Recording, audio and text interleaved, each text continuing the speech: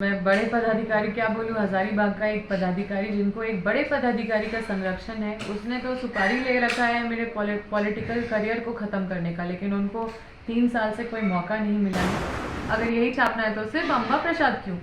Licence कौन नहीं apply किया है? कई लोग अप्लाई करते हैं, हर विधायक के कम किए गए हैं, तो अम्बा प्रसाद का क्यों? ये अम्बा प्रसाद का ही इस तरह का क्यों चर्चा किया जा रहा है? हाउस गार्ड हटा दिया गया है। दूसरी बात, ये गोपनीयता का विषय है। जो एक गोपनीय शाखा में रहता है, किसका कितना गार्ड है, या फिर ये गोपनीयता का मैटर है कि कौन कौन बंदूक या गन अप्लाई किया है, तो ये गोपनीयता कैसे लीक हो रही है? इसका मतलब सरकार भी बहुत सारा काम जो कर रही है वो भी लीक हो रहा है, जिसके वजह से सरकार भी काम नहीं कर पा रही होगी। नमस्कार, न्यूज़ विंग टीवी में स्वागत है आपका। मैं हूं रफी समी। हमारे साथ मौजूद है बड़का गांव की युवा विधायक अम्बा प्रसाद जी। कहीं न कहीं लगातार कह सकते हैं सुर्खियों में रहती है, या यूँ कहें कि चर्चित हमेशा रहती हैं। इस बार जिस तरह से सुर्खियों में है, मामला आया है कि इन्होंने आर्म्स के लिए, लाइसेंस के लिए अप्लाई किया है। इससे पहले ज़मीन विवाद को लेकर के ये सुर्खियों में थी, लेकिन इन दिनों काफ़ी नाराज है। हालांकि अमूमन देखा गया है कि विधायक अगर सुर्खियों में रहते हैं या फिर फेमस होते हैं तो वो खुश नज़र आते हैं, लेकिन अम्बा जी इन दिनों नाराज है। अम्बा जी आखिर क्यों नाराज है? देखिए, अन्याय मुझे बर्दाश्त नहीं है, झूठ मुझे बर्दाश्त नहीं है, और अगर कोई हमारे संविधान का कोई भी स्तंभ अगर इन्फ्लुएंस हो जा रहा है किसी एक व्यक्ति विशेष से, किसी बैड इंटेंशन के तहत, तो मुझे काफ़ी दुख होता है, क्योंकि ये समाज को भी प्रभावित करता है। और निश्चित रूप से मुझे लोगों, अपने क्षेत्र के लोगों का मतलब उनके सुख दुख में हिस्सा लेती रहती हूँ। 24 घंटा वहाँ पे रहती हूँ, काफ़ी व्यस्त रहती हूँ। मुझे समय नहीं है कि मैं फालतू चीज़ों में ध्यान दूँ। जिस तरह से मीडिया में आज भी आया है, और कुछ दिन पहले ज़मीन विवाद को लेके आया, आज आया कि हमारे बॉडीगार्ड क्लोज़ कर दिए गए हैं, तो हमारे हाउस गार्ड क्लोज़ कर दिए गए हैं, कि हमने राइफ़ल के लिए लाइसेंस अप्लाई किया हुआ है, और हमने, मेरी माँ ने अप्लाई किया है, मेरे भाई बहन ने अप्लाई किया है। तो ये कोई भी अप्लाई कर सकता है, कोई प्राइवेट आदमी भी अप्लाई कर सकता है, ये मौलिक अधिकार है। और अगर आपको सुरक्षा में कहीं लग रहा है कि थ्रेट है, तो बिल्कुल अप्लाई किया जा सकता है। प्रशासन का जवाबदेही है, उनका वेरिफिकेशन, उनका अपना जांच प्रक्रिया है कि वो उनको लाइसेंस दे या नहीं दे। ये कोई मीडिया से पूछ के नहीं किया जाता है। और ये गोपनीयता है, जो गोपनीयता कहीं ना कहीं भंग हो रही है, क्योंकि ये दोनों मामला कि गार्ड क्लोज कर दिया गया है या ये क्लोज कर दिया गया है, वो मैं वैसे मीडिया से कहना चाहूँगी कि क्या मुझे कल को कुछ हो जाए तो क्या वो जिम्मेदारी लेगी? मेरे दुश्मन को दस्तक देने वाला बात हो गया है, जबकि मेरा ना गार्ड क्लोज हुआ है, और आप अभी आए होंगे तो मेरा हाउस गार्ड भी बाहर था, तो कोई हाउस गार्ड भी क्लोज नहीं हुआ है। तो पूर्व में भी गलत खबर छापना, इस बार भी गलत खबर चलाना, तो मैं मीडिया से कहना चाहती हूँ कि इस तरह के लोगों से गुमराह ना हो, और एक व्यक्ति विशेष अगर कुछ वैसा करता है तो उन सब चीज़ों पे बिल्कुल ध्यान देना चाहिए। तो क्या लग रहा है अम्बा जी कि इंटेंशनली इस तरह का किसी के द्वारा ऐसा करवाया जा रहा है, या किसी के टारगेट में है? देखिए, मैं बड़े पदाधिकारी क्या बोलूँ, हजारीबाग का एक पदाधिकारी जिनको एक बड़े पदाधिकारी का संरक्षण है, उसने तो सुपारी ले रखा है मेरे पॉलिटिकल करियर को ख़त्म करने का, लेकिन उनको 3 साल से कोई मौका नहीं मिला है, और लगातार हमें बदनाम करने के लिए अभी एक के बाद एक कहीं कुछ अगर स्कोप दिखा। और ये बड़ा ही बेवकूफ़ी वाला बात है कि हमने लाइसेंस अप्लाई किया, उसको छाप प्रमुखता से मतलब छपवाने का कोशिश करना एक पदाधिकारी के द्वारा, क्योंकि लाइसेंस पूरे झारखंड में कौन कौन अप्लाई किया है, तब सारा चीज़ छपना चाहिए। अगर यही छापना है तो सिर्फ अम्बा प्रसाद क्यों? लाइसेंस कौन नहीं अप्लाई किया है? कई लोग अप्लाई करते हैं। और अभी हाउस गार्ड या फिर जो सिक्योरिटी गार्ड हैं, जो सबको बॉडीगार्ड मिले हैं, वो डीसी एसपी हर जिला के कम किए गए हैं, हर विधायक के कम किए गए हैं, तो अम्बा प्रसाद का क्यों? ये अम्बा प्रसाद का ही इस तरह का क्यों चर्चा किया जा रहा है? इस खबर पर कितनी सच्चाई है, जो खबरें की आप खंडन कर रहे हैं या आप बात कर रहे हैं कि ये नहीं छपना चाहिए, जो हाउस गार्ड हटा दिया गया, बॉडीगार्ड हटा दिया गया, इन सब खबरों की कितनी सच्चाई है? सच्चाई, आप आए तो आप देखे, गार्ड था, हाउस गार्ड था, मेरा बॉडीगार्ड। में तो आपको मतलब आपको बोल रही हूँ ये सार्वजनिक रूप से कि मेरे सारे गार्ड हैं, कोई हटाया नहीं गया है। और दूसरी चीज़ है कि अगर हटाया भी जाता है तो क्या ये कहीं से भी मीडिया में लाना क्या उस व्यक्ति के ऊपर एक उसका सुरक्षा पे मतलब थ्रेट नहीं है?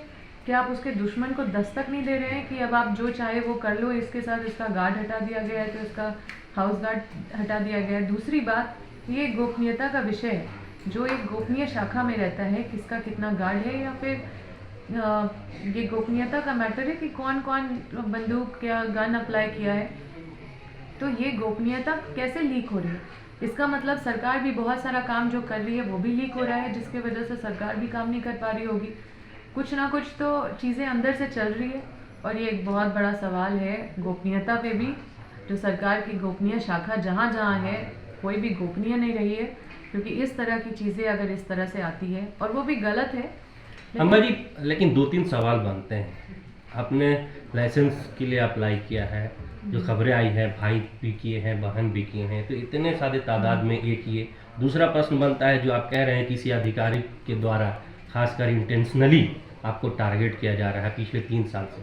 आपकी सरकार है, कोई भी अधिकारी का कार्यकाल लगभग 3 साल होता है, ऐसे में आपने कुछ एक्शन नहीं लिया, आखिर क्या?